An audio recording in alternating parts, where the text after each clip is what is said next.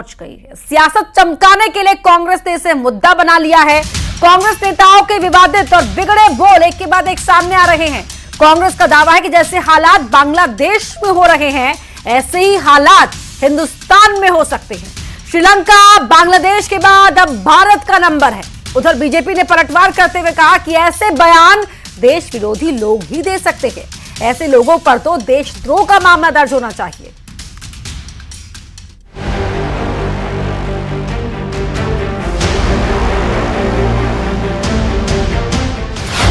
पहले सज्जन फिर सलमान, कांग्रेस के विवादित बयान।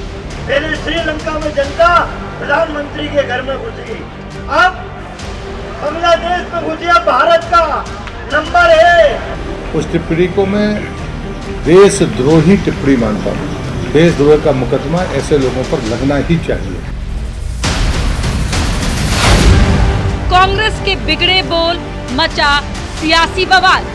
अगर देश के हालत नहीं सुधरे तो निश्चित रूप से भारत में भी ऐसे हालात बन सकते हैं। कांग्रेस सिर्फ देश में एक अराजकता का माहौल पैदा करने का बात करती है, लोगों को तोड़ने की बात करती है।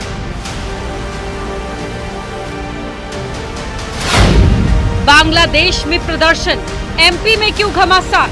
कांग्रेस अब जमात इस्लाम की भाषा बोल रही है, कांग्रेस अब आतंकवाद की भाषा बोल रही है, कांग्रेस अब बांग्लादेश के आतंकवाद से प्रेरणा ले रही है। बांग्लादेश जल रहा है, हिंसक प्रदर्शन हो रहे हैं और इसका असर एमपी तक दिख रहा है। कांग्रेस नेताओं के विवादित बयान आ रहे हैं, देश में रहकर दुश्मनों जैसी सोच रख रहे हैं। आज इसी पर करेंगे महा डिबेट।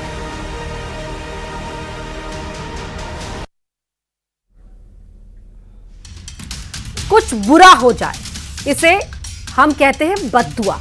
दुआ देना जब हम अच्छे की कामना करते हैं, बुरा हो जाए तो हम इसका मतलब बुरी कामना कर रहे हैं, बद्दुआ दे रहे हैं। देश में रहते हैं, देश की खाते हैं और देश को ही बद्दुआ देते हैं क्योंकि बुरा हो जाए ये हम कह रहे हैं। हम नहीं, मतलब वो नेता जो सभा की बयानबाजी कर रहे हैं। ये कैसी राजनीति है जो देश से दुश्मनी करने की मजबूरी पैदा कर रही है? इसी पर होगी आज की महाडिबेट। लेकिन पहले सवाल देख लेते हैं जिन सवालों के इर्द गिर्द आज की ये महाडिबेट रहने जा रही है। बांग्लादेश मॉडल के सहारे क्यों आई कांग्रेस? क्यों राजनीति में ऐसी मजबूरी है? कैसी मजबूरी है कि बांग्लादेश का एग्जाम्पल देना पड़ जाए? देश में हिंसा की बात, ये कैसी दुश्मनी है? किससे दुश्मनी है? अपने ही देश से, अपनी ही आवाम से। सत्ता सुख के लिए लोकतंत्र का विरोध करना या लोकतंत्र विरोधी हो जाना क्यों? ऐसी क्या जरूरत है? और अगर ऐसे हालातों को लेकर बात कही जा रही है तो फिर क्यों कही जा रही है? देश में, भारत देश में लोकतंत्र जिंदा है, जमहूरियत जिंदा है और इसका ताजा उदाहरण है 2024 में हुए लोकसभा चुनाव। और हमारे साथ खास मेहमान जुड़ चुके हैं। कांग्रेस के प्रवक्ता है अब्बास हफीज साहब, बतौर पॉलिटिकल एनालिस्ट तनुज दीक्षित जी हमें ज्वाइन कर रहे हैं, वरिष्ठ पत्रकार है दिनेश गुप्ता जी, और साथ ही बीजेपी के spokesperson doctor Gulrez Sheikh ji भी हमें ज्वाइन कर रहे हैं। बहुत बहुत स्वागत है आप सभी का। अब्बास जरा पहले ये बताएं, सलमान खुर्शीद का बयान, सज्जन सिंह वर्मा का बयान, क्या ये कांग्रेस का भी बयान है? पहले तो मैं ये कहूँगा कि जनता तय करती, बाद में आपने पहले ही हमको शायद कन्विक्ट मान लिया कि हम गुनहगार हैं, हम गलत कह रहे हैं। ये तय कोई और नहीं करेगा, बल्कि लोकतंत्र में जनता तय करती है चीज़ें। सबसे पहली चीज़ तो अपर्णा जी ये है कि राजनीति में दिए जाने वाले बयान इस तरह के हर दिन होते हैं, बीजेपी की तरफ से भी, कांग्रेस की भी तरफ से भी। सज्जन सिंह वर्मा जी का मैंने बयान 10 बार सुना कि मुझे कहीं ऐसा कुछ मिल जाए जिसमें उन्होंने देश के खिलाफ कह दिया हो। उन्होंने भ्रष्टाचार की बात कही और सज्जन सिंह वर्मा जी ने भ्रष्टाचार को लेकर कहा कि भ्रष्टाचारियों, जनता अगर आएगी सड़क पे, अभी सड़क पे है, तुम्हारे बीजेपी के नेताओं के घरों तक भी पहुंच सकती है, जैसा बांग्लादेश में हो रहा है। और ये तो कई बार कहा जाता है, जयप्रकाश नारायण जी के आंदोलन के अंदर इंदिरा जी को लेकर क्या क्या कहा गया था। ये भारतीय जनता पार्टी अपनी चीज़ों को बचाने के लिए, अपनी नाकामी को छिपाने के लिए डाइवर्ट करती है। एक और बात कहूंगा, आज चर्चा इस बात पे होनी चाहिए, मैं आप पे कोई आरोप नहीं लगा रहा, बीजेपी पे कह रहा हूं कि आज तो बीजेपी को इस बात पे चर्चा पे जवाब देना चाहिए कि हमारी फॉरेन पॉलिसी क्या है, हमारा स्टैंड क्या है। अगर बांग्लादेश में अल्पसंख्यकों पर अत्याचार हो रहा है, नरेंद्र मोदी जी क्यों खामोश हैं? शेख हसीना वाजिद को असाइलम दिया हुआ है यहां, जब यूएस और इंग्लैंड जैसे देशों ने मना कर दिया है, उनके विरोध पक्ष सत्ता में आने वाले हैं। हमारा स्टैंड क्या रहेगा? भारत के संबंध हैं, राजनीतिक संबंध हैं, भारत के व्यापारिक संबंध हैं, आर्थिक संबंध हैं, तमाम चीजें हैं। आज भारत का ऑफिशियल स्टैंड जानने के लिए हर एक व्यक्ति बैठा हुआ है। हम क्या ये विश्व गुरु होने की बात करते हैं? इसको छिपाने के लिए, अपनी नाकामी को दबाने के लिए भारतीय जनता पार्टी इस निम्न स्तर की राजनीति पुतरी है कि सज्जन सिंह वर्मा जी के बयान को कहीं से कहीं जोड़कर और देश विरोधी बयान बताने का जो नापाक काम बीजेपी कर रही है, वो मुझे लगता है जनता के समझ में आता है कि बीजेपी की नाकामी को उठाना, बीजेपी की नाकामी पर बात करना देश की नाकामी है, देश के ऊपर कोई आरोप लगाना नहीं होता है। इस देश का झंडा हमेशा बुलंद रहा है। आज देश को जरूरत है इंदिरा गांधी जैसे नेता की, जिन्होंने पॉलिटिकल विल दिखा के बांग्लादेश के अंदर जब अनरेस्ट हुआ तो पाकिस्तान से अलग करके बांग्लादेश को देश बनाया। और आज हम यहां बैठे हुए हैं, हमारा फॉरेन पॉलिसी का स्टैंड स्पष्ट नहीं है। हमने एक ऐसे राजनेता को असाइलम दिया हुआ है जिनके विरोध में पूरा हमारा पड़ोसी देश खड़ा हुआ है। हम कहां बैलेंसिंग एक्ट पे जाने वाले हैं, क्या करने वाले हैं, यह एक बहुत बड़ा विषय है। सज्जन सिंह वर्मा जी का बयान बहुत स्पष्ट है। उन्होंने राजनीतिक बयान दिया है, उन्होंने भ्रष्टाचार को लेकर बीजेपी को चेताया है और विपक्ष के राजनेता का एक जिम्मेदारी होती है कि वो सरकार को आगाह करे कि हालात बेरोजगारों की संख्या बढ़ने से क्या हो सकता है, असुरक्षित महिलाओं के असुरक्षित होने से क्या हो सकता है, व्यापार के बिगड़ने से क्या हो सकता है, सबसे बड़ी बात तानाशाही रवैये से क्या हो सकता है। यही तानाशाही रवैया जो शेख हसीना वाजिद थी उनका था, जो मोदी सरकार की जबान होती है और आज देश उनके खिलाफ है। हमारे देश के अंदर हमें एक समानता और एक बैलेंस लेकर सबको आगे लेके चलना चाहिए। मिलने आई थी ना भारत में, तो मुलाकात सोनिया गांधी से भी की थी उन्होंने, मत भूलिए, उनके तो अपने पारिवारिक संबंध भी हैं। फॉरेन पॉलिसी होती है, विपक्ष कोसने नहीं लगेगा, विपक्ष बुरा भला नहीं कहने लगेगा कोई फॉरेन हेड आएगा, लेकिन आज हालात परिवर्तित हैं। नहीं, लेकिन वो कोई सरकारी मुलाकात नहीं थी, वो व्यक्तिगत मुलाकात थी अब्बास हफीज साहब। ठीक है, लेकिन आप इसका सवाल लेके जा रही हैं। व्यक्तिगत मुलाकातें शायद देश की फॉरेन नीति को तय नहीं करती हैं। अच्छा ठीक है, गुलरेज शेख जी, गलत नीतियों के चलते जनता आती है, सिंहासन खाली करो कि जनता आती है, ये पोएटिक जस्टिस की बात थी। लेकिन यहां पर श्रीलंका, बांग्लादेश और तीसरा नंबर भारत का, केंद्र सरकार की गलत नीतियों के चलते। कहां है आपकी नीतियां सही और फॉरेन पॉलिसी क्या है आपकी बांग्लादेश को लेकर? मालदीव से संबंध पहले ही ठंडे बस्ते में है और अब बांग्लादेश के साथ भी। सवाल विपक्ष का, कांग्रेस का, और ये मालदीव वाला सवाल मेरा। अपर्णा, मैं फॉरेन पॉलिसी के सभी विषयों को अभी रेखांकित करूंगा, लेकिन अभी अब्बास हाफिज जो कि मेरे बहुत अच्छे मित्र हैं, इनकी बात से ये तो सिद्ध हो गया कि जो सज्जन सिंह वर्मा ने कहा है वो कांग्रेस पार्टी का ऑफिशियल स्टैंड है, तभी जो उनके आधिकारिक प्रवक्ता हैं उनको वहां बैक कर रहे हैं। और वैसे भी उनकी बैक में वहां पर जीतू पटवारी बैठे हुए हैं, तो ये एक आधिकारिक बयान है सज्जन वर्मा का। कांग्रेस इसको एंडोर्स कर रही है और यही कांग्रेस चाहती है कि इसी प्रकार की अराजकता हिंदुस्तान में हो। ये यही चाहती है कि इसी प्रकार की जो अराजकता है हिंदुस्तान के हर प्रांत में हो और इसी को ये उकसा रहे हैं। मत भूलिए आपकी, चाहे इनके मणिशंकर अय्यर अंकल हो या यही सलमान खुर्शीद साहब हो, ये पाकिस्तान में जाके कहे थे कि आप लोग हमारी मदद करो, मोदी को हटाएंगे। अभी कुछ देर पहले मैं एक और टेलीविजन चैनल पर बैठा था और कांग्रेस के आधिकारिक प्रवक्ता के साथ ही डिबेट कर रहा था, और उसमें वो जो हर घर तिरंगा हमारा कार्यक्रम है उसको भी अपोज कर रहे थे। तो कांग्रेस पार्टी इस देश में अराजकता की प्रतीक बन चुकी है।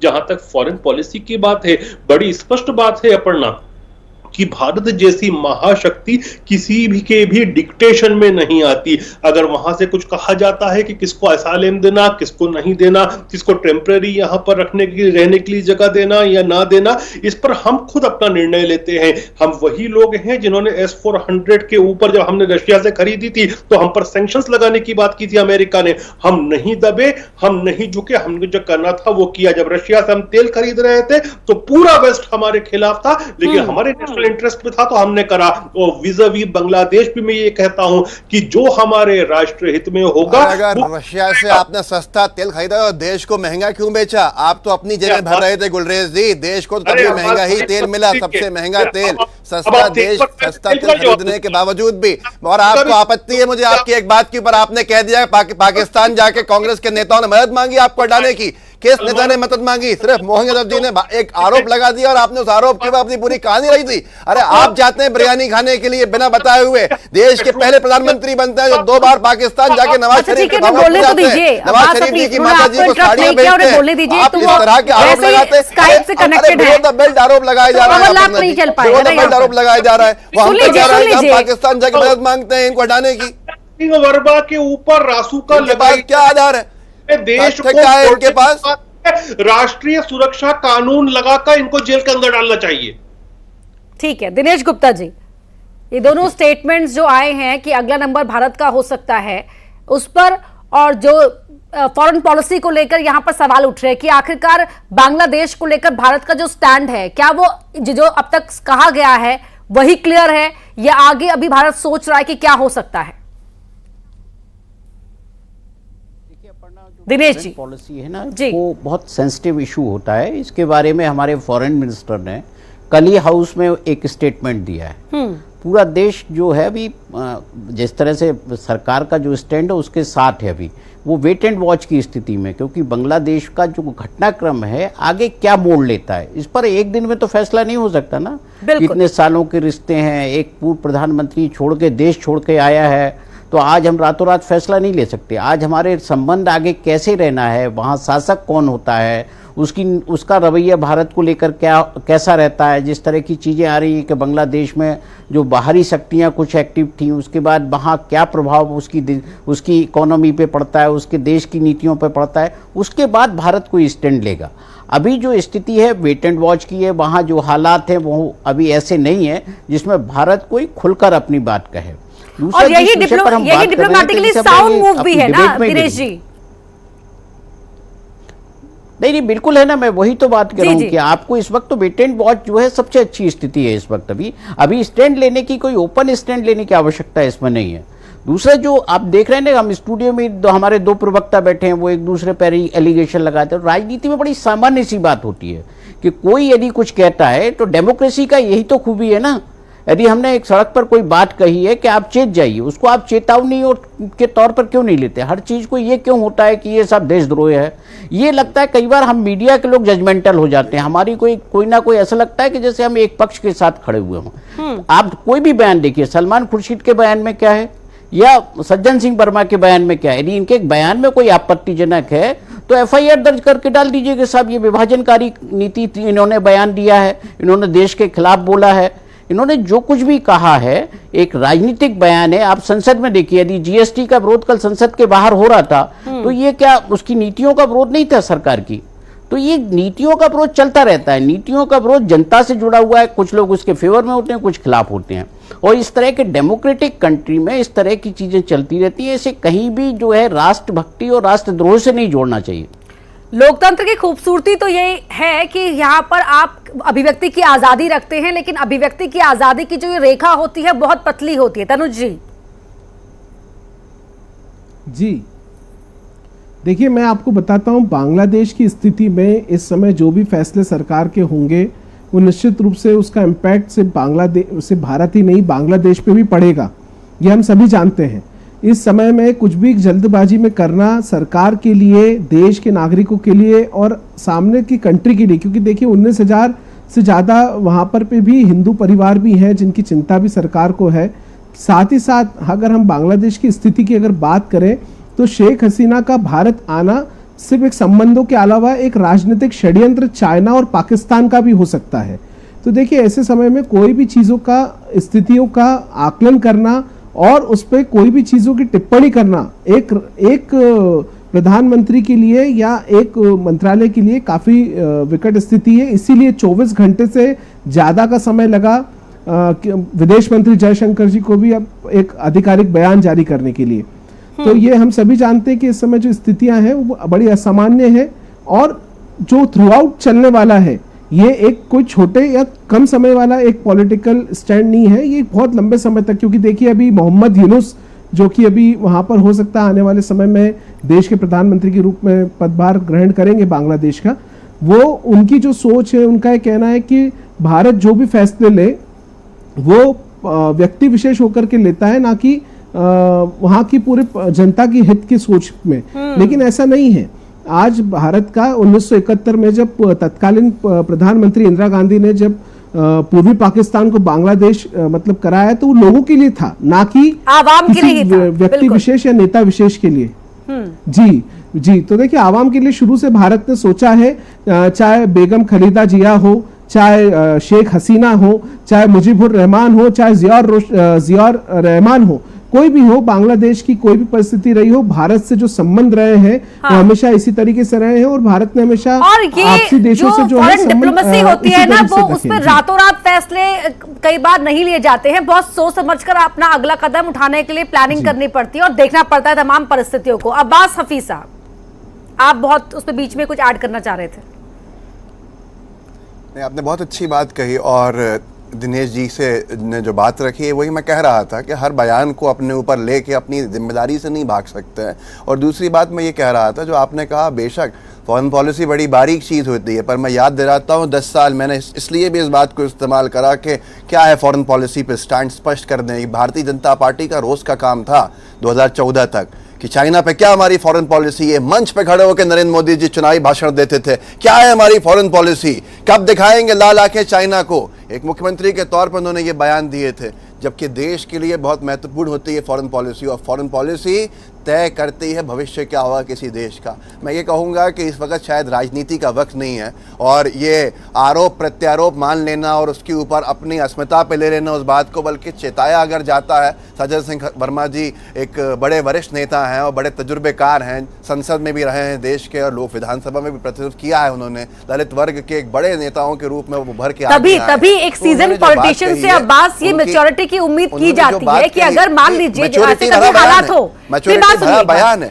कि हालात ऐसे हो कि विरोध करने की जनता सड़कों पर आए, लेकिन वो विरोध भी लोकतंत्र के दायरे में ही रहे ना। देशद्रोह, राष्ट्रद्रोह वाला बयान लोकतंत्र के दायरे में ही रहा है। जेपी मूवमेंट का विरोध भी लोकतंत्र के दायरे में ही था। आज सारे राजनेता जो मुख्यमंत्री के रूप में दिख रहे हैं उसी से निकले हैं। लेकिन बड़ा सवाल यह है, क्या विपक्ष खामोश बैठ जाएगा? जनता के मुद्दों की लड़ाई लड़ने के लिए वो उस मैदान में गए थे इंदौर नगर निगम के खिलाफ। अगर उन्होंने कुछ कहा तो उसको अपनी अस्मिता पे ले लेना। ओ देखो, इन्होंने हमें गाली दी है, देश को गाली हो गई, इन्होंने हमारा अपमान किया है, देश का अपमान हो गया। ये कहां से सही है? ये दिनेश गुप्ता जी की बात को समझने की चीज है, बहुत गहरी उन्होंने बात कही है कि बार बार अपने ऊपर हर चीज को लेकर भाग जाना ये सही नहीं है। ठीक है, इस बात को शायद आज की तारीख गुलरेज जी मैं आपको मौका दूंगी अपनी बात रखने का, लेकिन क्योंकि आप स्काइप से कनेक्टेड हैं तो देखिए आप ओवरलैप भी नहीं कर पाएंगे, आपकी बात क्लियर नहीं आएगी, तो थोड़ा सा पेशेंस रखिए। मैं आ रही हूँ आपके पास, आपको पूरा टाइम मिलेगा काउंटर करने का। ठीक है जी, मैं यही कह रहा हूं कि देखिए, सबसे पहली बात है, क्या हमारे किसानों को 1 साल तक मारा पीटा नहीं गया सड़कों पे बिठा के? क्या उनको दिल्ली में आने की अनुमति नहीं दी जाती है? यही सब तो वहां भी हो रहा था। ये तानाशाही रवैया ही तो होता है। मैं यही कह रहा हूं कि हमें सीख लेने की जरूरत है। हम सीख लेते हैं और आगे के लिए चेता दिया जाता है कि भाई हम सब एक ही क्षेत्र में काम कर रहे हैं। क्या रेसलर्स प्रोटेस्ट करने के लिए अपमानित नहीं किए गए? क्या उनको मारा पीटा नहीं गया? क्या कर रहे थे बांग्लादेश की सरकार? वो यही तो आवाजें दबा रहे थे। तो आज हमें आवाजें दबाना नहीं, हमें आवाजें सुनना है और समाधान की तरफ लेके जाना है। विपक्ष भी खड़ा मिलेगा, देशभक्ति का ही काम कर रहा है। डॉक्टर शेख कह रहे हैं अब्बास कि देखिए हम तो आपको चेता रहे हैं कि हालात सुधारिए, वो ये कह रहे हैं। आवाजों को मत दबाइए, लाठियां मत चलाइए। ठीक है, बात उन्हें बोलने दीजिए जी। आवाम को उकसाना की लूट खसोट करे, आवाम को उकसाना के दंगे करे, आवाम को उकसाना कि एक दूसरे का कत्लो गारत करे, आवाम को उकसाना कि आगजनी करे, आवाम को उकसाना कि संसद को तोड़फोड़ करे। भाई ये पुरानी डायलॉग हो गया। अब जनता मानती नहीं इन बातों को आपकी, जो आप भड़काने का काम करते हैं ना अपनी तरफ से अब्बास आप इंटरप्ट करते रहेंगे, उनकी बात ही नहीं आ पाएगी। मैंने कहा वो स्काइप से कनेक्टेड है कि हर अच्छे काम में सरकार का साथ देना एक कंस्ट्रक्टिव ऑपोजिशन होता है, एक डिस्ट्रक्टिव ऑपोजिशन नहीं होता। सत्ता में आने के लिए एक डिस्ट्रक्टिव ऑपोजिशन वाला काम सज्जन सिंह वर्मा ने किया है। और बड़ा दुख है मुझे कि ऑफिशियल प्रवक्ता कांग्रेस पार्टी का, मतलब कांग्रेस पार्टी मध्य प्रदेश उनके पीछे खड़ी है। ये बड़ा वर्मा जी ने कोई गलत बात नहीं कही है। सज्जन सिंह वर्मा जी की बात को आप गलत बता रहे हैं अपने राजनीतिक हितों के लिए। हर कोई जो राष्ट्रवाद के चश्मे से उसको देखेगा, जो राष्ट्रीय अखंडता के चश्मे से उसको देखेगा। राष्ट्रवाद के नाम पे आप कितनी राजनीति करेंगे गुलरेज जी? ये तो देश के तोड़ने वाला बयान है। और मुझे तो ये भी कहता हूं मैं कि न केवल इन पे कार्रवाई हो, ये भी देखा जाए कि इनकी फंडिंग कौन करता है। तो आप फंडिंग पर आ गए। आपने आज तक FIR दर्ज नहीं करी है कभी हम लोगों के खिलाफ। फंडिंग कहां से हो रही है? दिनेश जी मैं समर्थन कर रहा हूं उनका।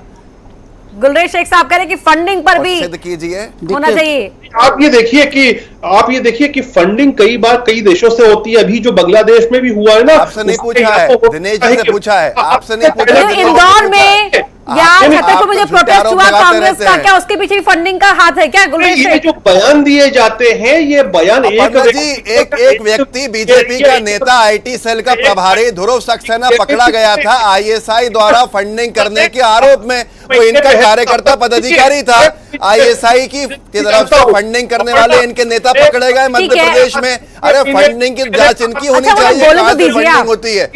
दिनेश जी के पास जाना चाहती वो हूँ तो फिर मैं, ठीक यहाँ है। वहां की बातें कर रहे हैं, झूठे आरोप लगा रहे हैं, फंडिंग पे आ अरे गए हमारी। अब्बास प्लीज उन्हें बोलने दीजिए, लेकिन स्पीक। तो वरना इसके कॉन्सिक्वेंसेस अच्छे नहीं होंगे, और वो कॉन्सिक्वेंसेस भुगत रही है आज। शेख हसीना को धमकी दी थी कि नहीं 6 महीने पहले, उन्होंने खुद ने कहा था, और जब बतौर प्रधानमंत्री बांग्लादेश उन्होंने कहा नहीं नहीं, जो आपने फंडिंग को लेकर सवाल उठाया वो किसके लिए? कांग्रेस के नेताओं के लिए या बांग्लादेश के प्रोटेस्ट के लिए? नहीं, देखिए वहां पर भी हो सकता है कि बाहर की फंडिंग भी हुई हो, बाहर का काम भी हुआ हो, कृत्य भी हो। वो कांग्रेस से बाकायदा चाइना से पैसा लेती है, इनके तो ये मध्य प्रदेश की बात कर लेते हैं ना, एमपी में क्या लगता है जो कांग्रेस प्रोटेस्ट कर रही है आज का बड़ा ही प्रोएक्टिव होकर? अपर्णा जी, इनसे पूछिए ध्रुव सक्सेना इनका पदाधिकारी किसकी फंडिंग में पकड़ा गया था भोपाल से? नहीं, पूछ लो इनसे। आईएसआई के लिए काम करता हुआ, फंडिंग करता हुआ, जहां मैं बैठा हूं इसी एरिया से पकड़ा गया था इनका पदाधिकारी। उनको फंडिंग होती है, आईएसआई के लिए फंडिंग करने वाले कार्यकर्ताओं को रखने वाले आरोप लगा रहे हैं कांग्रेस की फंडिंग पे। चाइना से राहुल गांधी छुप छुप के चाइनीज एनवॉय से मिले हैं कि नहीं मिले हैं? वो फोटो आए हैं कि नहीं चाइनीज वेबसाइट पर? आप विपक्ष के बताइए। नेता के रूप में चाइनीज एम्बेसडर नहीं, दुनिया भर के एम्बेसडर से मिला जाता है, लेकिन मध्य प्रदेश का तो पूरा कैबिनेट जा चुका था चाइना आज से 10 साल पहले। क्या सीख लेने गए थे, क्या ट्रेनिंग लेने गए थे उनसे? बात कर रही थी आपके नेता पकड़े जाते हैं पाकिस्तान के आईएसआई के लिए काम करते हुए ध्रुव सक्सेना के रूप में, तब आपके मुंह में दही जम जाता है। आज यहाँ पर इतनी बड़ी बड़ी बातें की जा रही हैं। ठीक है, सियासत है इसीलिए सियासी बवाल मचा हुआ है। बहुत बहुत धन्यवाद आप सभी का चर्चा में शामिल होने के लिए। तो एमपी की मैच डिबेट में कांग्रेस एक तरफ सड़कों पर है, प्रोटेस्ट कर रही है, तो वहीं दूसरी तरफ बांग्लादेश के हालातों का हवाला भी दे रही है और यहां पर चेता रही है, कहना है कांग्रेस का। लेकिन बीजेपी नेता कह रहे हैं कि ये देशद्रोह है जिस तरह के बयान कांग्रेस के नेता दे रहे हैं। एमपी की मैच डिबेट पर इतना ही, खबरें लगातार जारी है।